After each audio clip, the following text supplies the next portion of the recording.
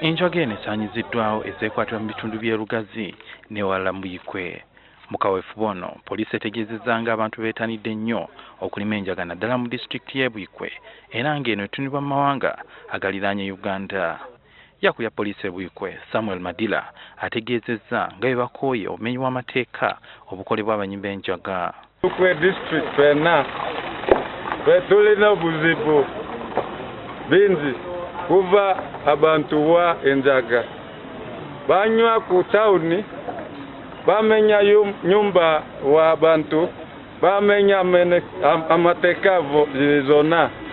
Ono era agamba nti bagenda kusanyisira ku balimi b'enjaga naddala abasangibwa mu ggombolola y'e Najja mu disitulikiti y'e Buikwe. Omuliro wali 0.3% ku muliro wano ku field wale kunaza ali bingi nnyo. Ono alaze n'ebimu ku bintu bye bakozesa okusabika enjaga eno nga biva China nga kw'otadde ne ssente z'ebicupuli ze basanze n'abalimi b'enjaga. Meya w'e Lugazi Deogracious Mwesigye Mbabazi ategeezezza nga bwe bali abamalirivu okulwanyisa enjaga mu kitundu.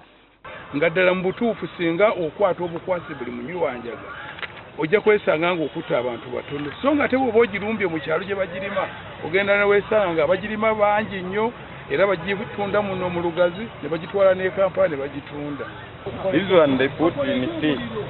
If you want to take tea, you put this one. Enjaga erimwa nnyo mu bitundu by'obuvanjuba bw'eggwanga naddala e Busia era ng'eno ekukusibwa ku nsalo okutwalibwa ku mawanga amalala okuli Kenya ne Tanzania.